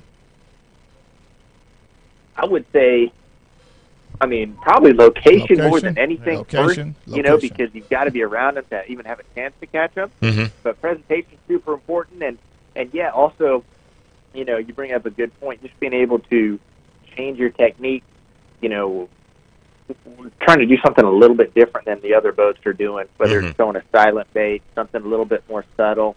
Sometimes something bigger and more bold will get their attention better. But also being willing to change your presentation and do something that the other boats aren't doing. Because I've seen that too, where one guy's just maybe throwing the right thing and having all the luck, and everyone else around is thinking, what the heck are they doing? Elite Series Pro Josh Bertrand just won the St. Lawrence River event. Nothing but smallmouth. Weighed almost 100 pounds.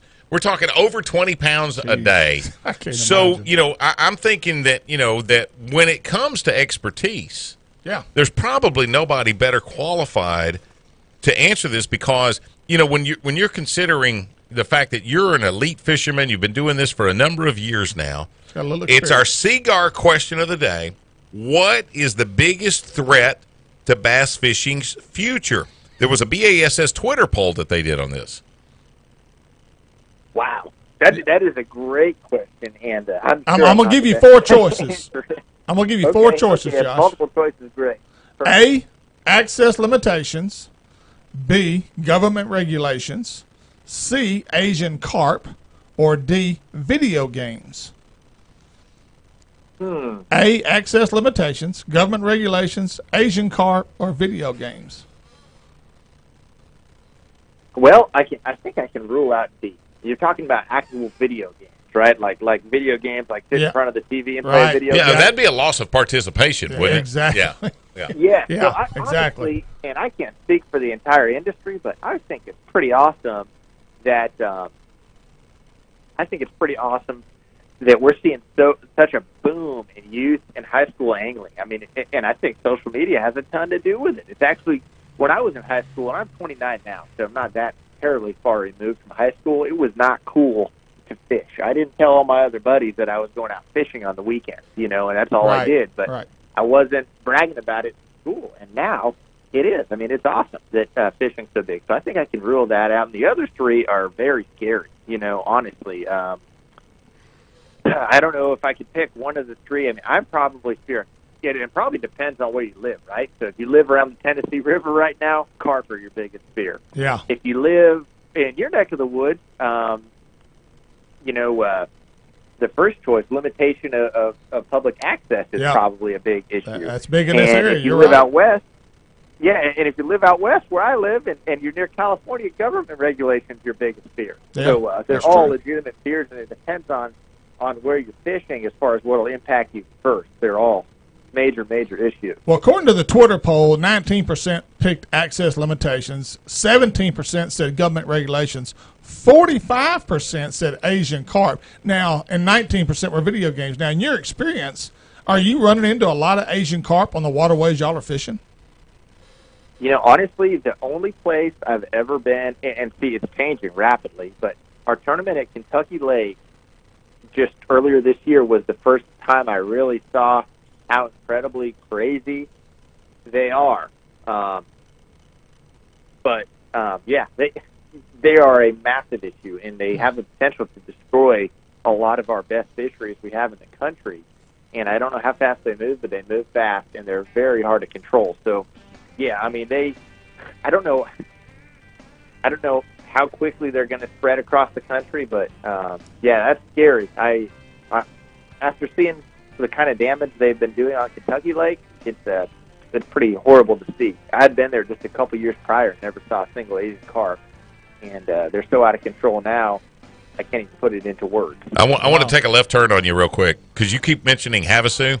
Several friends of mine go brim fishing every year in Havasu, and they catch brim as big as a car door. What is the – you think I'm kidding. What's the biggest brim you ever caught out of Havasu?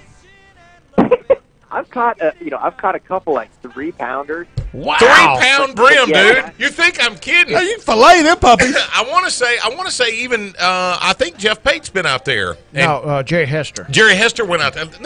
I'm talking brim as big as car. Is that? Do they know how cool that is?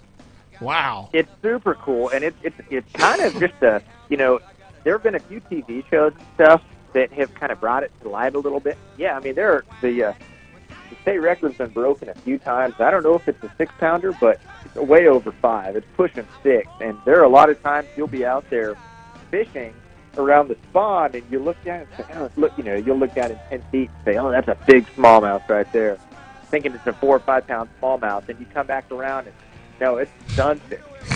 I just can't imagine that. Josh, thank you so much for spending so much time with us. We really appreciate it. And congratulations on the win. Where are you off to next?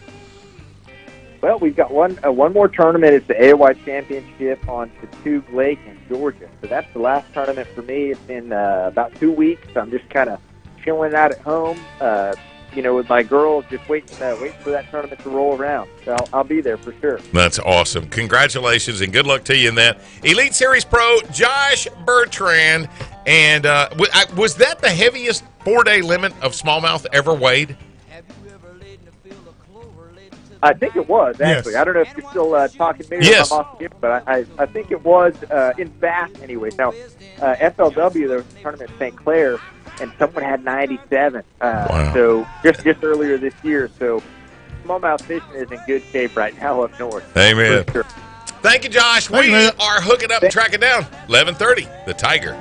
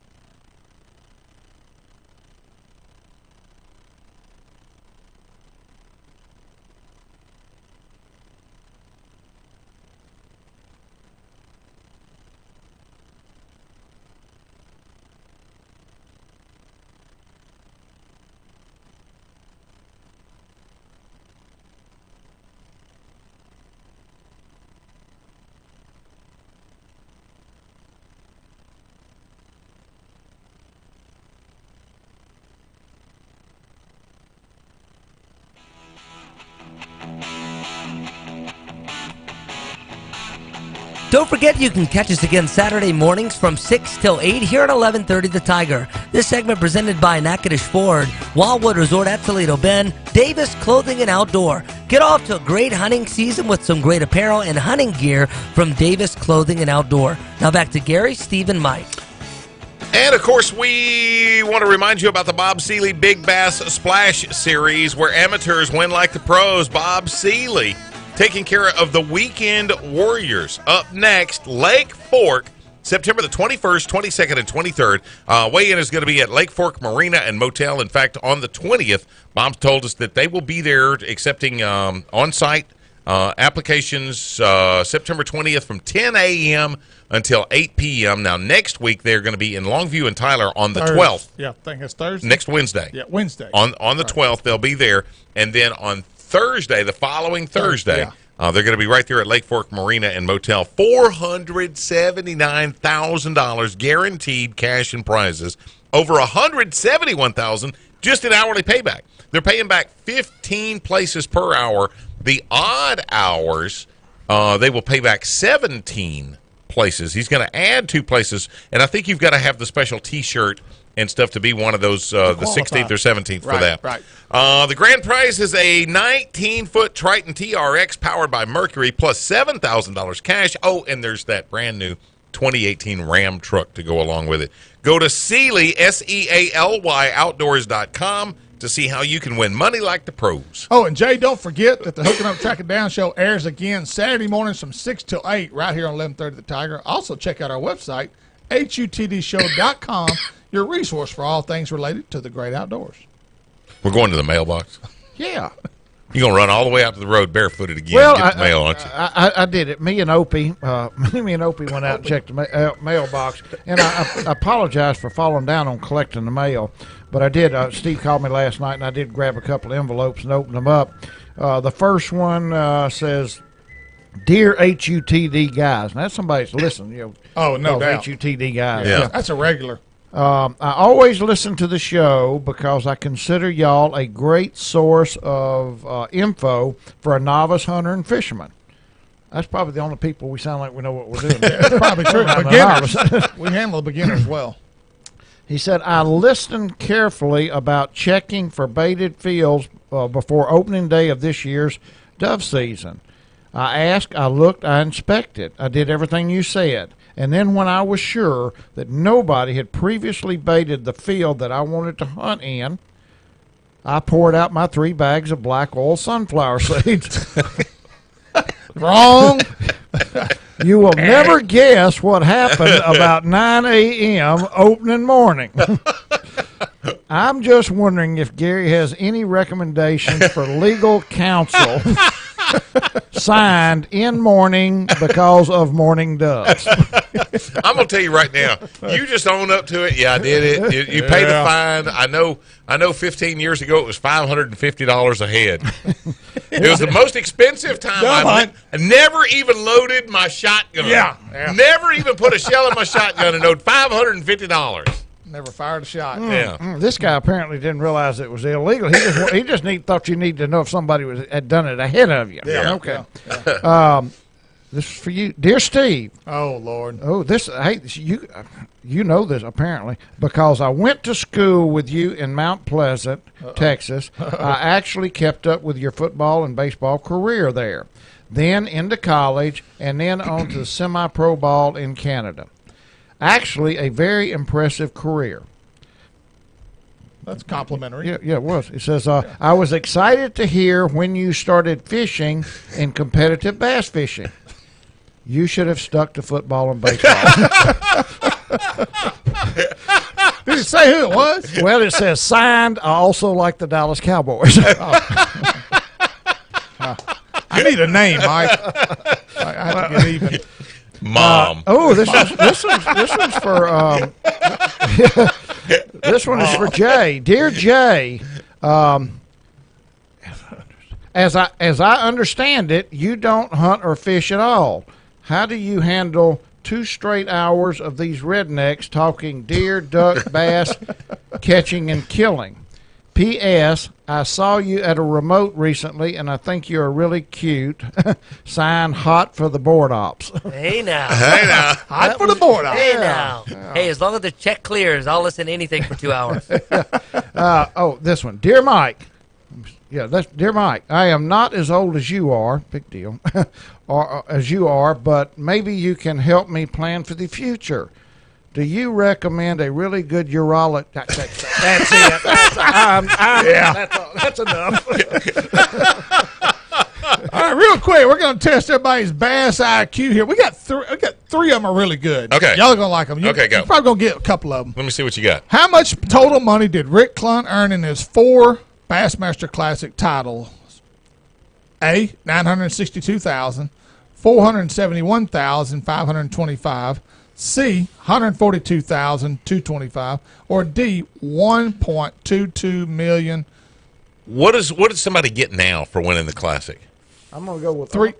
Okay, It's 300,000. I'm going to go with the 400,000 because I can remember it saying at that time you might only win 100,000, but if you're really good, you could promote it and turn it into $1 million. So I'm going to go with the 400. Yeah.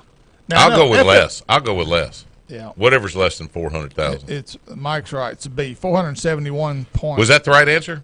B is the right answer. B is the right answer. Oh. 471,000. Okay. So I just remember that. Yeah. Yeah.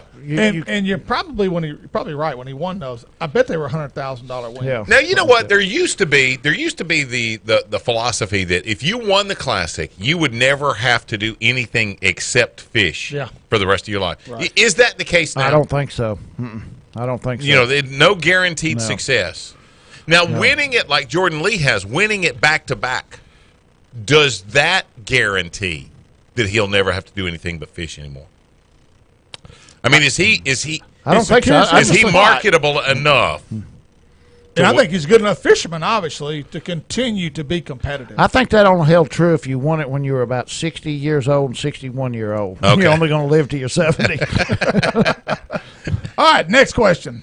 This former Bassmaster Elite Series angler earned his living in the early days refurbishing golf balls he retrieved from ponds on golf courses. Name him. A, Kelly J. B, Byron Velvick.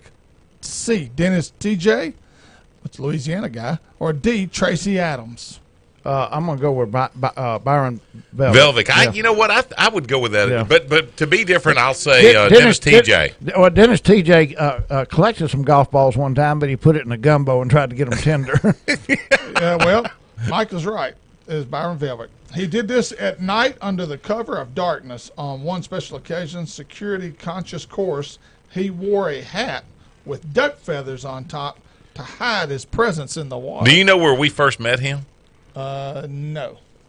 You don't know where before you ever knew he was a fisherman. Oh, The Bachelor. The Bachelor. Yeah, he was on The Bachelor. A lot of people don't realize that he was on The Bachelor. That's how we ever found out who he was. Yep. But how do you refurbish a golf ball? White out on the skid marks or something? Jay, you got something to input there? How do I you got nothing on that one. Okay, yeah. Something with Clorox? I don't know. Well, I mean, that sounds good to me. I'm not really an expert here. I'm not either. Can you name Bassmaster Classic champion who once managed country music stars Joe Diffie and Tim McGraw? A, Boyd Duckett. B, Hank Parker. C, Stanley Mitchell. Or D, Robert Hamilton Boyd Jr.? Duckett. Boyd Duckett, I'm sure. Yeah, I mean, he is the Midas of the entire BASS world. And he's having a good year this year. He's had 2 or 3 top 10s this year. Oh, really? Yeah. Huh. Number 4, James Hedden is well known as the inventor of several legendary wooden fishing lures that are all still used today. But in his day, he was better known for something else. What was it? A, trophy deer hunting and guiding, saltwater fishing, exploring and mapping, or beekeeping. I'll go with beekeeping just because it sounds strange enough. I'm gonna go with mapping. And the answer is beekeeping. Hedden was nationally known beekeeper who was one of the biggest honey companies, owned one of the biggest honey companies in the world. So there you go. He was a beekeeper. He's a beekeeper. Honey man. Had the big stinger. Yep. Hey, honey. Okay, We're hooking up. We better move on now. Way overboard. We are hooking up and tracking down. 11:30. The Tiger.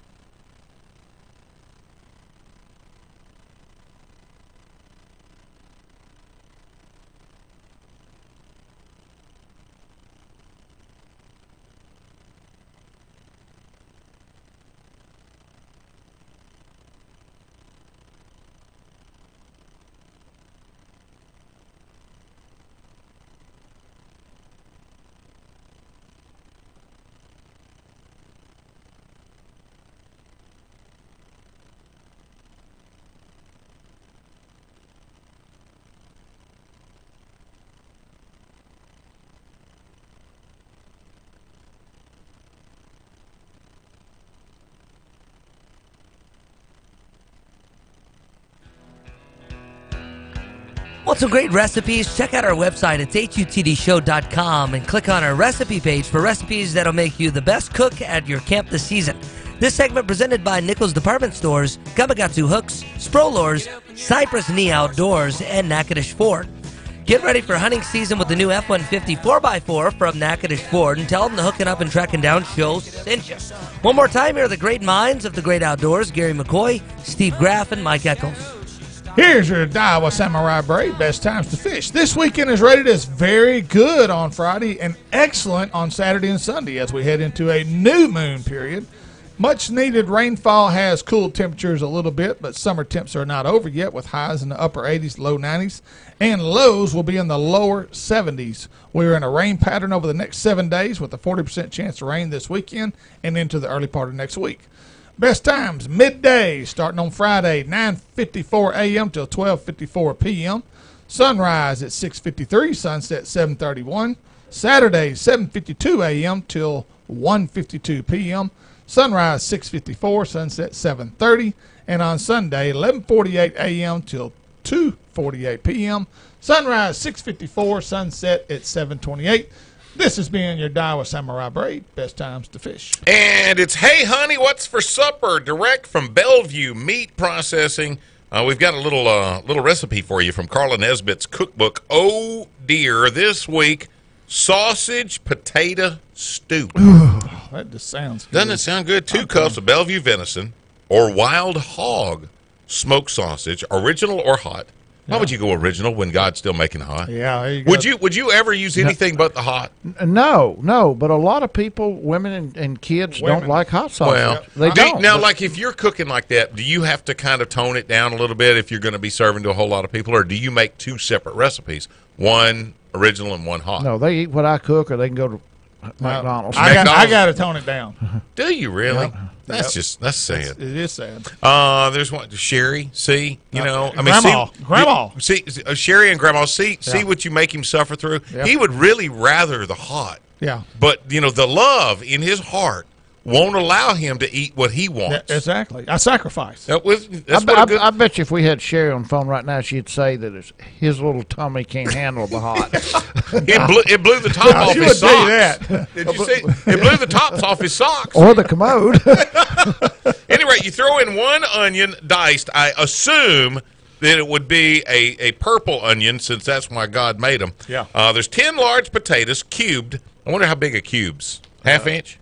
You think? 1 inch. 1 inch. 1 inch? At least 1 inch, yeah. Because they will cook down a lot. You want some body. 6 cups of water, salt to taste, black pepper to taste, Cajun seasoning to taste, and then you throw in some dry parsley flakes. Cut the sausage into 1-inch pieces, put in a large pot with 1 cup of water, and boil until the water evaporates and the sausage browns in its own juices. Add chopped onions and saute for about 2 minutes. Add the cubed potatoes with the other 5 cups of water. Bring to a boil and reduce heat. Season with salt, pepper, and parsley flakes to taste. Cover and simmer for about 45 minutes or until the potatoes are tender. Serves 6 to 8 people. Man. Speaking of cooking, got to get that cookbook when you go to Bellevue. I've got to mention this. This past Saturday down at the Powerboat Nationals, they had Kelly Wells and the folks down there put on a cooking contest called Gar Wars. They invited some people to come down and cook gar meat. Yeah. And they had to go catch their own. No, they furnished it. The thing from a guy, and I'm drawing a blank on his name, but he owns the pantry, something pantry. But it's a real nice restaurant across the street from Jason's Deli on Line Avenue, over in the old Uptown Shopping Center, whatever it is. And he owns a place downtown, Taco on Wheels or something. But anyway, he furnished everything. I'm sorry I forgot your name. They had 3 people showed up to cook. I was one of them, and I came in 4th. They had Kelly Haydale, who is a great cook, and another guy that is a chef at restaurants, cooked. So you're competing against 2 chefs. Yeah, and they had 3 chefs as judges, and Kelly cooked kind of a gar patty with grits. I didn't see the other man's stuff, but anything with grits wins. Yeah, buddy. But anyway, it was a good time. Was it like cheesy grits? Now, I don't know. I don't know. I thought we had an hour and a half to cook. I got there and I found out we had 40 minutes. Oh, wow. They judged you on presentation. Kelly and the other guy showed up with white china plates. I had a styrofoam bowl with a spoon in it. And a red Solo cup. Yeah. So Mike represent the rednecks real well. Yeah. But you finished top 3. You know, the 3 judges really had to search for something nice to say about my bowl of crap. So, was it tasty though? Did it taste good? Mine tasted awful. Did it really? Yeah, I mean, I was going to try to cook a 90-minute gumbo, and I cooked a 40-minute turd. But anyway, thank you, Kelly Wells, and everybody down there. So, we got the next mostly useless. Bits of useless information. There you go. Little known and mostly useless bits of information. I'm full of them. This one's kind of long. A half a century ago, but this is true, on the hit Russian game show, Bowling for Rubles. I never missed it. 2 contestants, one from Czechoslovakia and the other one was from Poland, fought to a draw, so both of them were awarded first prize, an all-expense-paid hunting trip in Siberia. A few days later, the pair arrived at the hunting camp at the edge of the woods, but their guide was so sick that they decided to set out on their own in pursuit of the great Russian bear, which is a very well-known trophy. After days of tracking a pair of giant bears, one male and one female, they caught up with the bears. The hunters drew a bead on the target and fired. It was then that they discovered that the all-expense-paid hunting trip did not include ammunition. The guns clicked and aroused the bears, which gave chase and attacked the hunters. The Polak was dazed and fell into the river bank and drifted downstream. Hours later, he came out to make his way back to the camp. He told the guide his story, and a rescue party was quickly organized. The searchers trekked through the woods for days without finding anything, but then suddenly, there were the 2 bears once again.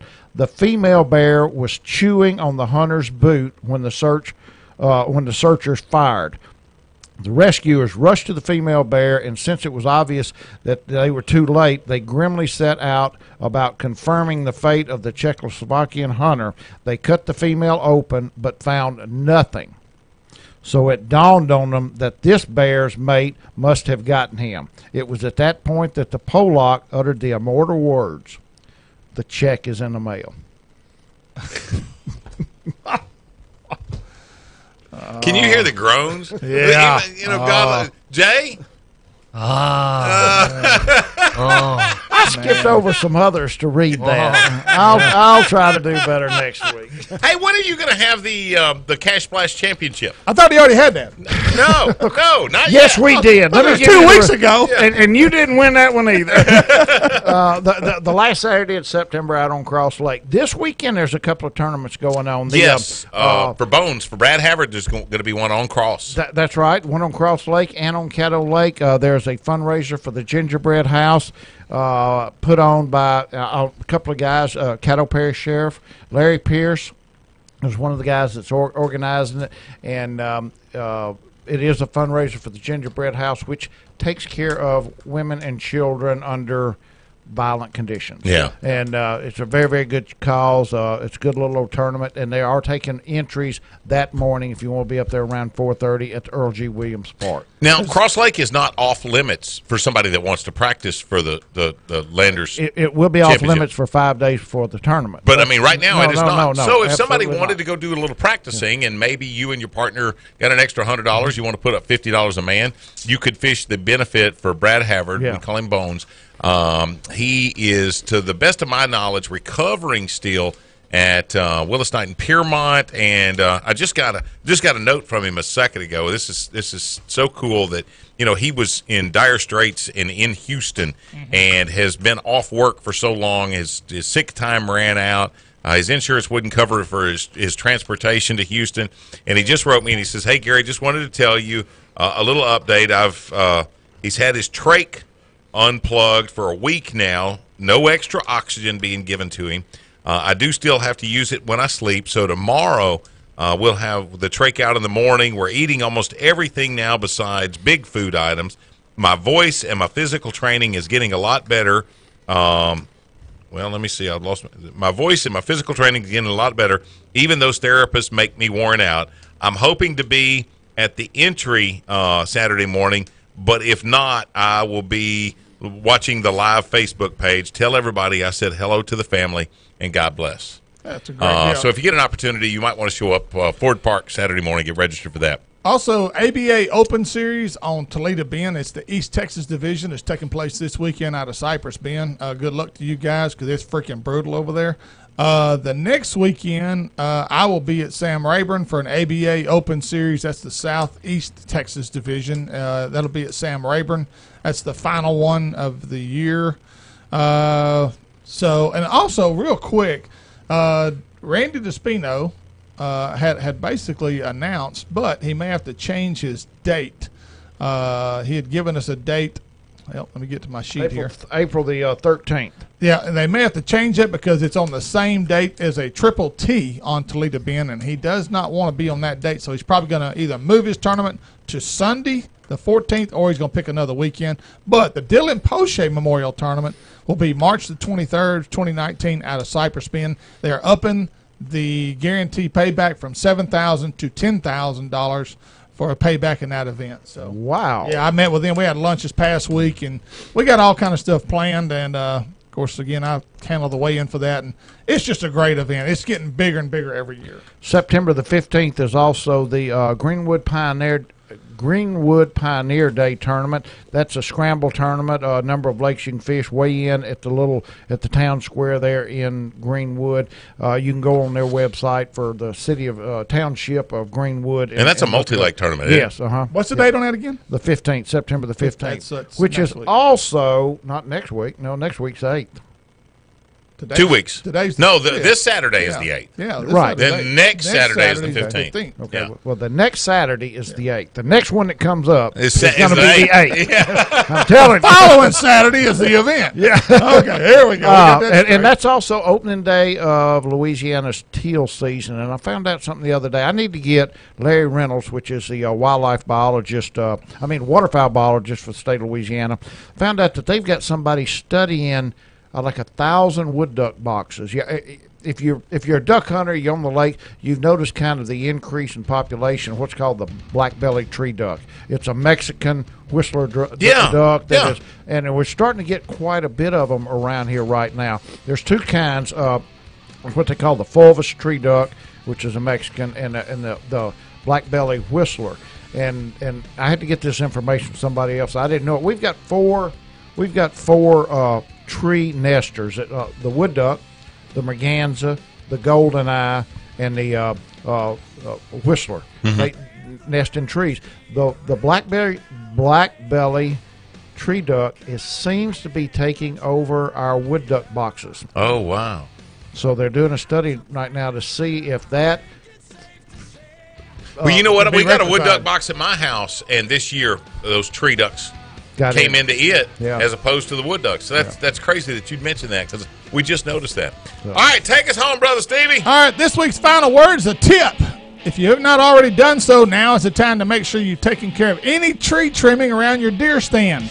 Deer season opens in 1 month, so make sure you have clear shooting lanes. It's also a good time to take care of all the wasp nests in and around your stand. Nothing makes for a rude awakening or a dangerous situation than to open your door on opening morning and get attacked by some angry wasp or yellow jackets.